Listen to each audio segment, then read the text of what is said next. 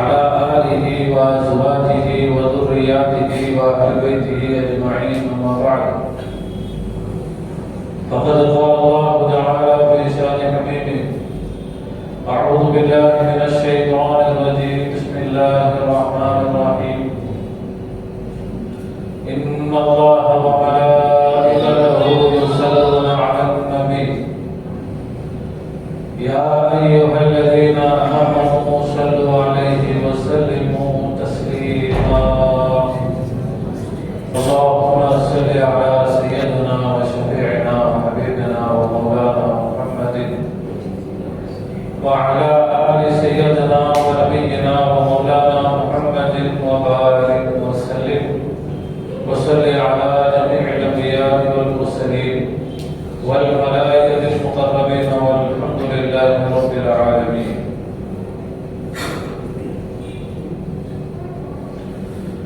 கண்ணியமிக்க பெரியோர்களே, சகோதரர்களே, தாய்மார்களே, சகோதரிகளே, அல்லாஹ் சுப்ஹானஹு வ தஆலா நம்மை அவனது ஹபீப் உலகத்தின் பெற்றவர் கண்மணி நாயகம் முஹம்மது முஸ்தபா ஸல்லல்லாஹு அலைஹி வஸல்லம் அன்னவர்களுடைய கைர் உம்மத்திலே படைத்திருக்கிறார். அல்ஹம்துலில்லாஹ், அதில் நமக்கு சந்தோஷத்தையும் பெருமிதத்தையும் தந்திருக்கிறார். அல்ஹம்துலில்லாஹ். அல்லாஹ்வுடைய தீனை பற்றி பேசுவதற்கும் கேட்பதற்கும் அல்ஹம்துலில்லாஹ் நமக்கு வேண்டிய விஷயங்களை இங்கு நாம் பேசுவதற்கும் கேட்பதற்கும் அல்லாஹ் தஆலா தௌஃபீக் செய்வானாக. கண்ணியத்திற்குரியவர்களே, இரண்டு புத்தகங்கள் நான் கேட்டுட்டே இருந்தேன். அந்த புத்தகத்தை கொஞ்சம் கண்ணில் காட்டுங்க. பார்த்ததுதான் என்ன செய்ய முடியும்? புத்தக நூலாகி உடையும். அந்த நூலை பார்த்தால்தான் அதுல என்ன இருக்குதுன்னு ஆய்வு செஞ்சு சொல்ல முடியும். இதுவரைக்கும் அஜந்து கையில கொடுக்கல. அதனால நான் அதனுடைய சாராம்சம் அவர்கள் எழுதும் பொழுதே அந்த முதல் புத்தகம் உலமாக்களை பற்றி, உஸ்தாத்மார்களை பற்றி, அந்த வரலாற்று நிகழ்ச்சிகள் அது எழுதியிருந்தாங்க. நல்ல ஒரு சுவாரஸ்யமாக இருக்கும். ஒன்று ஆலிம்களை பற்றிய சொல்வார்கள். தீனுடைய இரண்டு பாகங்கள். ஒன்று லாஹிர், தீனுக்கு இரண்டு பாகங்கள் இருக்கிறது. ஒன்று லாஹிர், வெளிரங்கம், இன்னொன்று பாத்தின், அந்தரங்கம். இரண்டும் சேரும் பொழுதுதான் தீன் பரிபூர்ணமான தீனாக ஆகும். எப்படி ஒரு மனிதனுக்கு உடல் இருக்கிறது, இது வெளிரங்கம். அதே போல உடல் மட்டும் இருந்தால் முழு மனிதனாக ஆக முடியாது. என்ன வேணும்? என்ன வேணும்? உயிர் வேணும். என்ன வேணும்? உயிர் இருந்தால்தான் முழு மனிதன். வெறும் உடலும் மனிதன் என்று பெயருக்கு சொந்தமாக ஆக முடியாது. வெறும் உயிரும் மனிதன் என்ற பெயருக்கு சொந்தம் கொண்டாட முடியாது. உடலும் உயிரும் சேரும் பொழுதுதான் ஒரு மனிதன் முழு மனிதனாக ஆகிறான், மனிதனாக ஆகிறான். அதே போலதான் தீன் லாஹிரும் பாத்தினும் அதனுடைய வெளிரங்கமும் அந்தரங்கமும் சேரும் பொழுதுதான் தீன் பரிபூர்ணமாக தீனாக ஆகும். அல்லாஹ் தஆலா நம்முடைய தீனை லாஹிரும் பாத்தினும் நிரம்பிய பரிபூர்ண தீனாக ஆக்கி தருவாங்க. அப்ப அந்த அடிப்படையில் அதில் எழுதிய அந்த ரெண்டு புத்தகங்கள்ல ஒரு புத்தகம் லாஹிரான இல்மை உடைய உலமாக்கள், அந்த லாஹிரான இல்மை உடைய உலமாக்கள் அவர்களிடத்துல பாத்தின் இருக்கும். ஆனால் அவர்கள் லாஹிரை கொண்டு அறியப்பட்டவர். அந்த லாஹிரை கொண்ட உலமாக்களை பற்றிய ஒரு புத்தகமும், அதே போல பாத்தினை கொண்டு அறியப்பட்டவர்கள் அவுலியாக்கள். தீனுடைய பாத்தின், அகலே பாத்தின், பாத்தினை உடையவர்கள் என்று சொல்லும் பொழுது அவுலியாக்கள், சூஃபியாக்கள், ஷேகுமார்கள் அவர்களை அந்த வார்த்தை எடுத்துக்கொள்ளும். அந்த அடிப்படையில் அவுலியாக்களில் ஒருவரை பற்றி காஞ்சி மாநகரத்தில் கார்மேகம் என்ற தலைப்பில் காஞ்சிபுரத்தில் அரசாட்சி செய்யக்கூடிய ஹமீத் அவுலியா அவர்களுடைய வரலாற்று சுருக்கத்தை பாரசீக மொழியில் இருந்து மொழிபெயர்த்து நமக்கு தந்திருக்கிறார். இந்த இரண்டு புத்தகங்களையும் இந்த சமுதாயத்திற்கு பயன் தரக்கூடிய, நீடித்து பயன் தரக்கூடிய புத்தகங்களாக இந்த இரண்டு புத்தகங்களையும் கபூல் செய்து புரிவார்கள். இந்த சந்தர்ப்பத்தில் ஒரே ஒரு விஷயத்தை மட்டும், நேரம் குறைவாக இருக்கிறதுனால ஒரே ஒரு விஷயம் குறிப்பிட்டு என்னுடைய வார்த்தைகளை நான் முடித்துக் கொள்கிறேன்.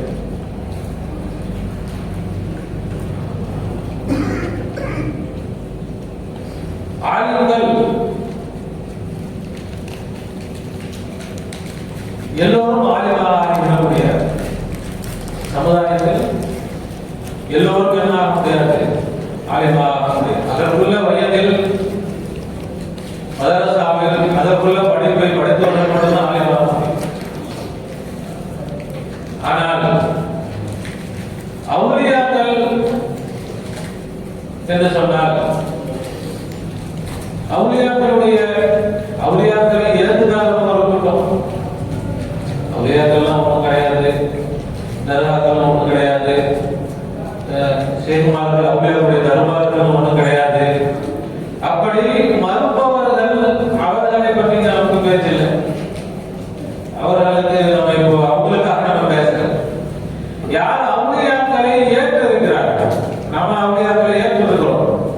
அவுலியாக்கள் இருக்கிறார்கள், அவர்களுடைய தர்பார்களில் அல்லாஹ்வுடைய ரஹமத்துகள், அல்லாஹ்வுடைய பரக்கத்துகள் நிரம்பி வருகிறது. அந்த ஜியாரத்திற்கு செல்லும் பொழுது நமக்கு எல்லா விதமான பாக்கியங்களும் கிடைக்கிறது என்று நம்பிக்கை கொண்ட நம்மவர்களுக்காக இந்த விஷயம். அவுலியாக்கள், எல்லா அவுலியாக்களுடைய வழிகாட்டுதலும் என்னவென்று சொன்னால், நான் வலியுல்லா, நான் இறைநேசன், என்னை நீங்கள் கண்ணியப்படுத்த வேண்டும், சிறப்புப்படுத்த வேண்டும் என்பது அல்ல. எல்லா வழிமாறுகளும் இந்த சமுதாயத்திற்கு சொல்லக்கூடிய வார்த்தை என்ன? அவங்க என்ன சொல்றாங்க? நாம நினைக்கிறோம் அவுலியாக்கள் சொன்னா முதற்பதி அவுலியாக்கள், நாம என்ன, நாம ஒண்ணு இல்லை, நம்ம சாதாரணமான மக்கள். அவருடைய தர்பாரில் போய் நம்ம அவர்களுடைய வார்த்தை பெறணும் அப்படின்னு நாம நினைக்கிறோம். ஆனால் எந்த அவுலியாவும் எந்த வலியுல்லாவும் நீங்க என்ன செஞ்சா போதும், என்னுடைய தர்பாருக்கு வந்தால் போதும், ஒரு பாத்தியா ஓதினால் போதும், உங்களுக்கு எல்லா பறக்கத்தும் கிடைத்துவிடும் என்று எந்த வலியுல்லாவும் சொல்ல. எல்லா அவுலியாக்களும் சொன்ன வார்த்தை எப்படி ரசூலுல்லாஹி ஸல்லல்லாஹு அலைஹி வஸல்லம் அவர்கள் சொன்னார்களோ, நீங்கள் என்னை பின்பற்ற வேண்டும். விசுவாசம் என்ன சொன்னாங்க? நீங்கள் என்னை பின்பற்ற வேண்டும், என்னை போலவே ஆக வேண்டும். நபியுடைய வார்த்தை என்ன? நீங்கள் என்னை போலவே ஆக வேண்டும். அதே வார்த்தை தான் எல்லா அவுலியாக்களும் சொல்கிறார்கள், நீங்கள் அனைவரும் என்னை போலவே ஆக வேண்டும். என்ன செய்யணும்? என்ன சொல்றாங்க? நீங்களும் அவுலியாக்களா? என்ன சொல்றாங்க? நாம என்ன பண்ணோம்? அவுலியாக்களா? சில அவுலியாக்களா தோப்பி செய்வாங்க. அவுலியாக்கள் என்ன? இறைவனுடைய நேசம். அவுலியாக்கள்னா அர்த்தம் என்ன? இறை நேசர். இறை நேசர்கள்னா அவர்கள் இறைவனை நேசிப்பார்கள். அவர்கள் ரொம்ப லேசா, ரொம்ப நம்ம புரியாத விஷயங்கள் பேச ரொம்ப இலகுவா பேசுகிறோம். இறைவனை அவர்கள்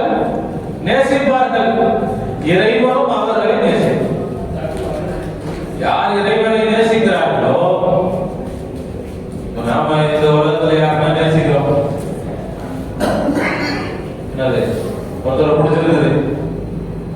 இன்னைக்கு ஒரே அதுதான் நடந்துட்டு இருக்குது. ஆணும் பெண்ணும் காதல், இவருக்கு அவரை பிடிச்சிருச்சு, எனக்கு உங்களை பிடித்திருக்கிறது என்று சொன்னால் உடனே அவங்களும் எனக்கு உங்களை எனக்கு பிடிச்சிருக்குன்னு சொல்லிடுவாங்களா?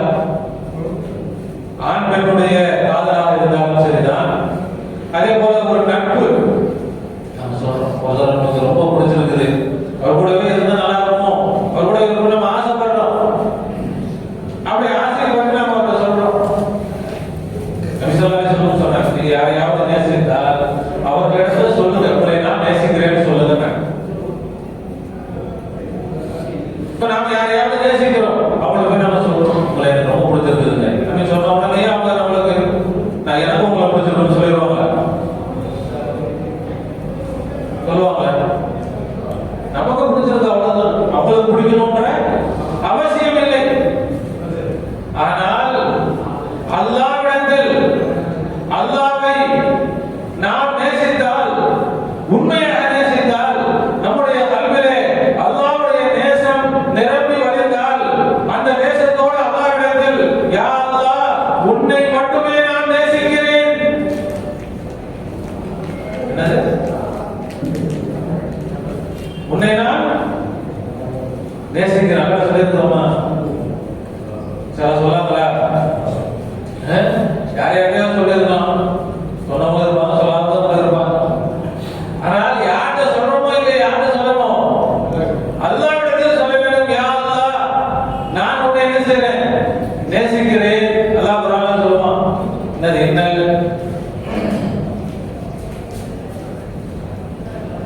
والذين آمنوا أشد حبا لله. والذين آمنوا ஈமான் கொண்டவர்கள் அவர்கள் எப்படிப்பட்டவர்கள் தெரியுமா? அஷத்து ஹுப்பன் லில்லாஹ், அவர்கள் அல்லாஹ்வை நேசிப்பார்கள். அப்படி சொல்லல, அல்லாஹ்வை நேசிப்பார்கள் சொல்லல, அவர்கள் அல்லாஹ்வை கடுமையாக நேசிப்பார்கள், அளவு கடந்து நேசிப்பார்கள்.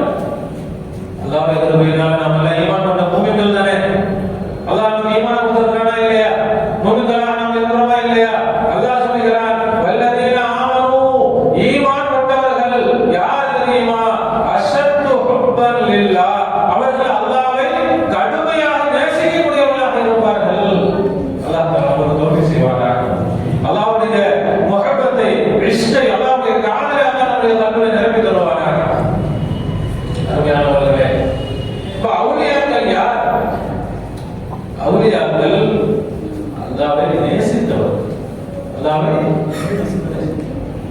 ரொம்ப லேசா இருக்குதா இல்லையா? ஒண்ணுமே இல்லை. அவுலியாக்கள் என்ன செஞ்சா போதும்?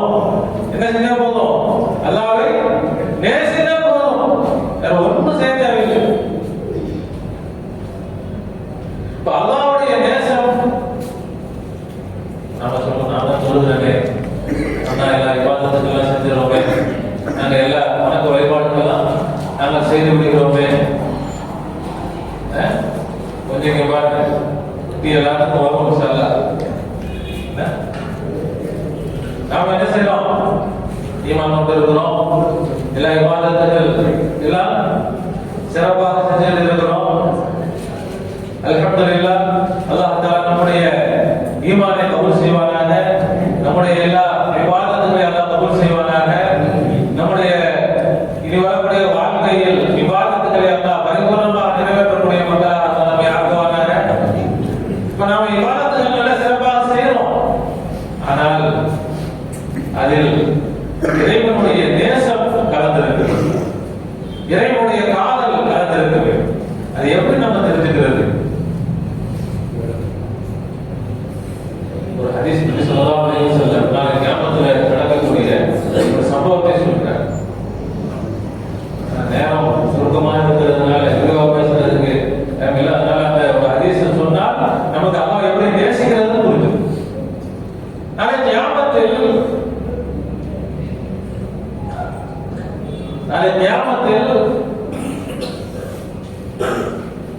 ஒரு ஆலிம் கொண்டு வரப்படுவார். மார்க்கத்தை கற்று மார்க்க சேவைகளை செய்த ஒரு அமலில் அல்லாஹ்வுக்கு முன்னால் என்ன செய்யப்படும்? கொண்டு வரப்படும். அல்லாஹ் கேட்பான். அல்லாஹ் என்ன கேட்பான்? உனக்கு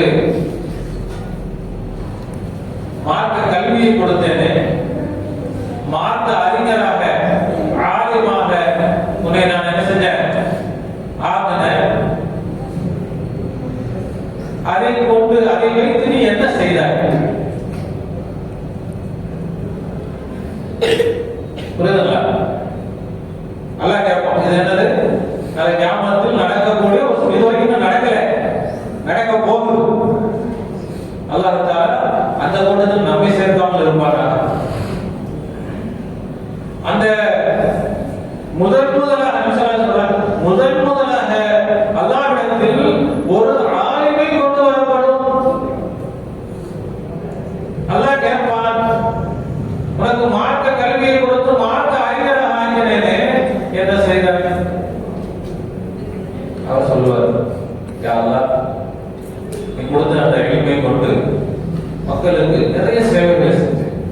உன்னுடைய இந்த மார்க்கத்தை நான் பரப்பினேன். இந்த கல்வியை எல்லா மக்களுக்கும் கற்றுக் கொடுத்தேன். எல்லோரையும் தீர்ப்படி நான் வாழ செய்தேன். அல்லாஹ் சொல்லுவானா, நீ பொய் சொல்கிறாய். அல்லாஹ் பாதுகாப்பான். நீ பொய் சொல்கிறாய். என்ன பொய்? அவர் கரெக்டாக செஞ்சாரு.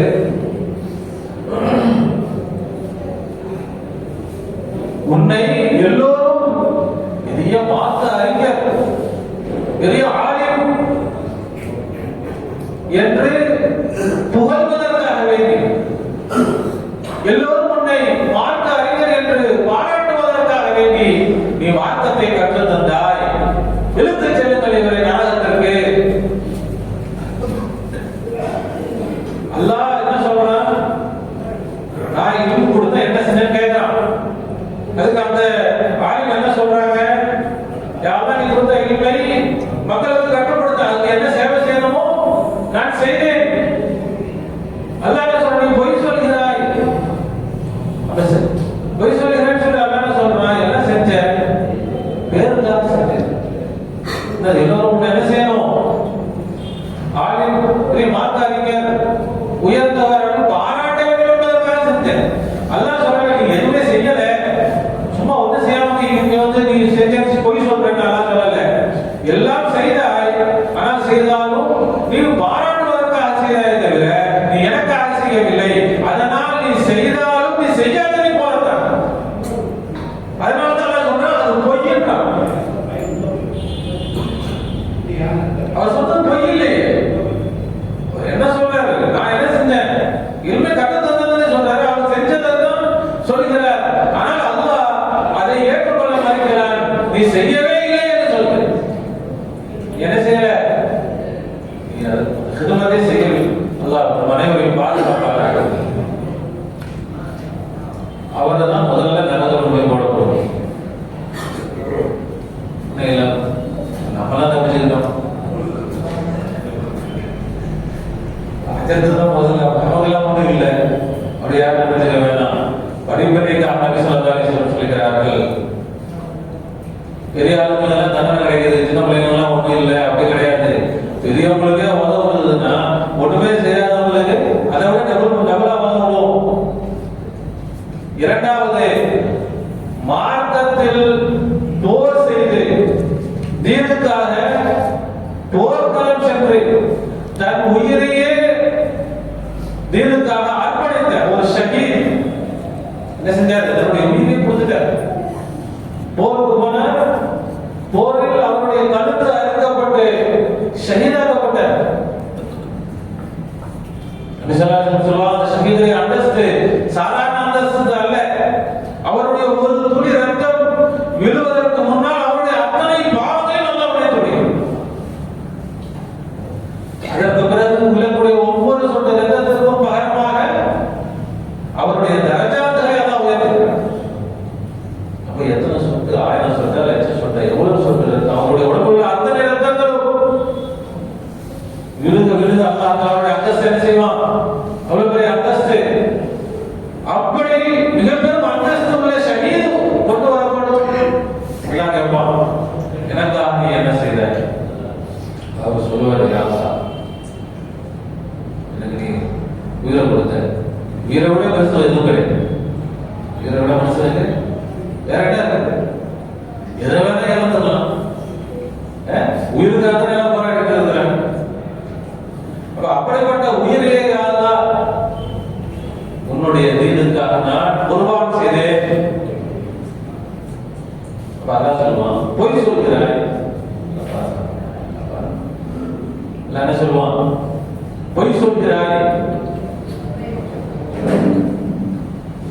அவருக்கு கொடுக்கலையா? உயிரை கொடுக்காம சும்மா அவங்க சொல்றாரா? இன்னும் சொல்ல போனால் ஷஹீத் எழுப்பப்படும் பொழுது நபி ஸல்லல்லாஹு அலைஹி வஸல்லம் சொல்றாங்க, அவர் அறுபட்ட கழுத்து அறுபட்ட நிலையிலேயே எழுப்பப்பட்டு வருவார் மஹ்ஷர் பெருவழியிலே. ஷஹீத் எப்படி வருவாங்க? உன் கழுத்து தனியா இருக்கும், கழுத்து துண்டாகி ரத்தம் சொட்ட சொட்ட தான் வருவாங்க. அப்படி ரத்தம் சொட்ட சொட்ட இருக்கக்கூடிய நிலையிலேயே அவர் அல்லாஹ் சொல்லுவான், போய் சொல்லு என்ன விஷயம்? அதெல்லாம் பெரிய ஷஹீதுங்க, ஒரு பெரிய வீரருங்க, தீனுக்காக உயிரையே கொடுத்த தியாகிங்க என்று மக்கள் உன்னை பாராட்ட வேண்டும் என்பதற்கு உயிரை கொடுத்தாய். எழுத்துட்டு போங்க நாடகத்துக்கு.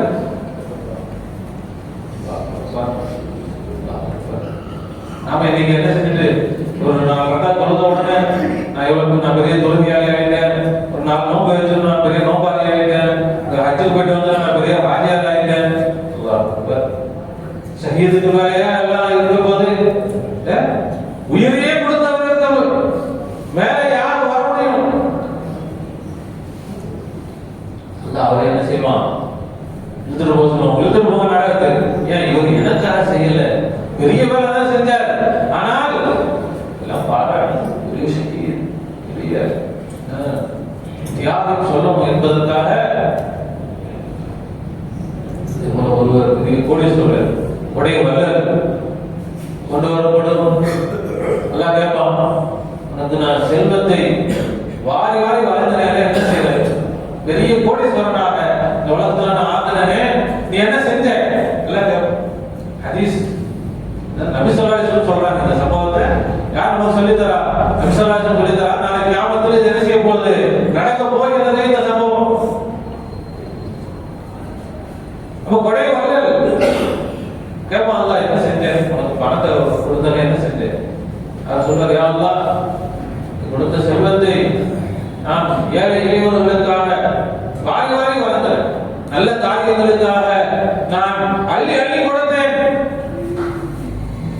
தேவையுடையவர்களுக்கு நான் வாரி வாரி வழங்கினேன், எந்த குறையும் வைக்கல. அல்லாஹ் சொல்லுவான், நீ பொய் சொல்கிறாய். என்ன செய்யற? அல்லாஹ் பொய் சொன்னான்னு சொல்லிட்டா அதை மாற்றி பேச முடியுமா? அல்லாஹ் சொல்லுவான், நீ பொய் சொல்கிறாய், எல்லோரும் உன்னை கொடை வல்லல் பெரிய கொடை வல்லல் என்று சொல்ல வேண்டும் என்பதற்கு அணை கொடுத்தாய். எடுத்துட்டு போக நல்லது. இந்த சம்பவத்தை நபி ஸல்லல்லாஹு அலைஹி வஸல்லம் நமக்கு எதுக்காக சொல்லி தராங்க? நாம இப்ப நம்ம பேசக்கூடிய விஷயம் என்ன? நாம் எப்படி அல்லாஹ்வுடைய நேசர்களா? அல்லாஹ்வுடைய நேசர்களா? நாம சொன்ன அல்லாஹ்வுடைய நேசர்களா ஆக வேண்டுமானால் அல்லாஹ்வை நேசிக்க வேண்டும். அல்லாஹ் என்ன செய்யணும்? நேசிக்க வேண்டும். அல்லாஹ் எப்படி நேசிக்கிறது? அந்த வழியை தான் நபி ஸல்லல்லாஹு அலைஹி வஸல்லம் சொல்லி தருகிறார்கள். நீங்கள் எதை செய்தாலும் அல்லாஹ்வுக்காக செய்ய வேண்டும். எதை செய்தாலும் அல்லாஹ்வுக்காக செய்ய வேண்டும். அப்படி செய்தால் நீங்கள் அல்லாஹ்வை நேசிப்பவர்களாக ஆகுங்கள். அல்லாஹ் தஆலா நமக்கு தௌஃபீக் செய்வானாக, விலக்கி தருவானாக. இப்ப நாம தொழுகிறோம், நான் தொழுது விட்டேன், நான் நோன்பு வைத்து விட்டேன், நான் இபாதத்துகளை சிறப்பாக செய்து விட்டேன் என்று நாம் என்ன செஞ்சிட முடியாது, நிம்மதி அடைந்து இருந்து விட முடியாது. ஒவ்வொரு நொடியும் நான் எதற்காக செய்தேன் சொல்லுவாங்க. இஸ்லாஸ் என்பது அமலை செய்வதற்கு முன்பாகவும் இருக்க வேண்டும். ஒரு அமலை செய்ய போறோம், ஒவ்வொரு நொடியும் அமல் செய்ய போவதற்கு முன்பும் நாம் யோசிக்க வேண்டும். பாபு சொல்லிட்டாங்க, தொழில் எங்கேயாச்சும் ஓடணும், வேலைக்கு வரணும். ஆனால் ஒரு நிமிடம் யோசிக்க வேண்டும். பாபு சொன்னதுனால நான் வேலைக்கு போறேன், எதுக்கு போறேன்? தொழுகைக்கு போறேன். எதுக்காக தொழுக போறேன்? எதுக்காக தொழுக போறேன்? யோசிச்சோமா? யோசிக்க. நான் எதற்காக தொழ போகிறேன்? எனக்கு பழக்கமாயிருச்சு, தொழுதாதான் நல்லா இருக்குது, தொழுதலன்னா எனக்கு ஒரு மாதிரியா இருக்குது அப்படின்னா பழக்கத்திற்காக நீங்கள் தொழுகிறீர்கள், அல்லாஹ்வுக்காக தொழுகல. இல்ல தொழுக போலன்னா அவங்க கேட்பாங்க, இவங்க கேட்பாங்க, உங்க நண்பர்கள் தொழுக வருவாங்க, அவங்க என்ன சொல்லுவாங்க, என்ன நினைப்பாங்க, ஹசரத் பாப்பாரு கேட்பாரு, என்ன ஆயிஷா அசல் ஆலகானமே கேட்பாரு, பஜல் ஆலகானமே கேட்பாரு. இந்த சிந்தனைகள் வந்துவிட்டால் நாம மாற்றணும் இல்லை. இந்த எண்ணத்திற்காக நான் சொல்லவில்லை, யாருக்காகவும் நான் சொல்லவில்லை, எதற்காகவும் நான் சொல்லவில்லை, அல்லாஹ்வை சந்தோஷப்படுத்துவதற்காக நான் சொல்கிறேன், அல்லாஹ்வை திருப்திப்படுத்துவதற்காக சொல்கிறேன். நான் தொழுதால் அல்லாஹ் சந்தோஷப்படுவான், அல்லாஹ் திருப்திப்படுவான், அல்லாஹ் தானே என் மீது மகிழ்ச்சி அடைவான், அல்லாஹ்வுடைய பிரியத்தில் நான் தொழுகிறேன். அப்படி ஒவ்வொரு இபாதத்துகளையும் நாம் என்ன செஞ்சு பார்க்கணும், கவனமாக. தொழுதுட்டோம் முடிஞ்சு போச்சு அப்படி அல்ல.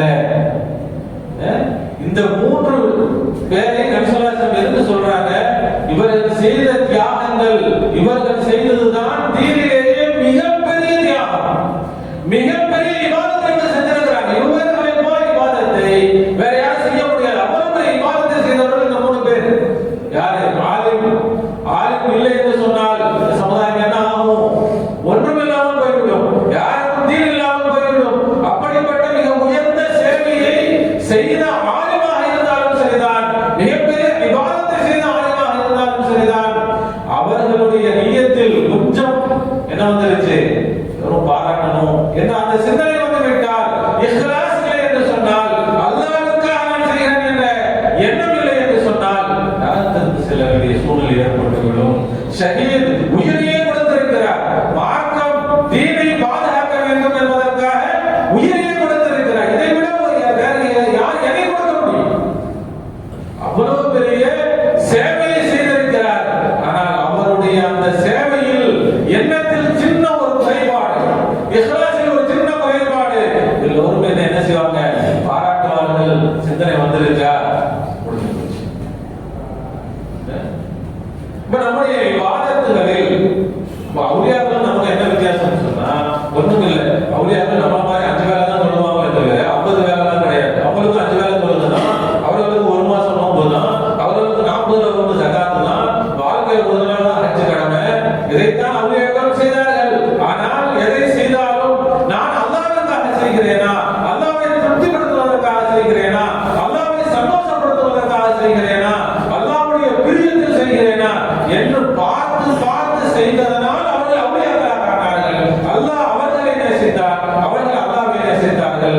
நாமும் அவுலியாக்களாக ஆக வேண்டுமானால் நம்முடைய ஒவ்வொரு காரியத்திலும் அல்லாஹ்வுடைய திருப்தி, அல்லாஹ்வுடைய சந்தோஷம், அல்லாஹ்வுடைய பிரியம், அல்லாஹ்வுடைய மகிழ்ச்சி என்னுடைய வாழ்க்கையில் ஒவ்வொரு காரியத்திலும் நான் தொழுதுட்டேன், இபாதத் செஞ்சுட்டேன், முடிஞ்சு போச்சு நினைக்காமல் ஒவ்வொரு விஷயத்திலும் அல்லாஹ்வுடைய சந்தோஷத்தோடு அல்லாஹ்வுடைய மகிழ்ச்சியை நாம் விரும்பி அல்லாஹ்வை நாம் நேசிக்க வேண்டும், அல்லாஹ்வுடைய நேசர்களாக ஆக வேண்டும் என்ற விருப்பம் நம்முடைய உள்ளத்தில் நம்ம இன்றையிலிருந்து ஏற்படுத்திடுவோம். இன்ஷா அல்லாஹ் அல்லாஹ் தஆலா நம்மை அவுலியாக்களாக ஆக்குவானாக, இறை நேசர்களாக அல்லாஹ் நம்மை ஆக்குவானாக.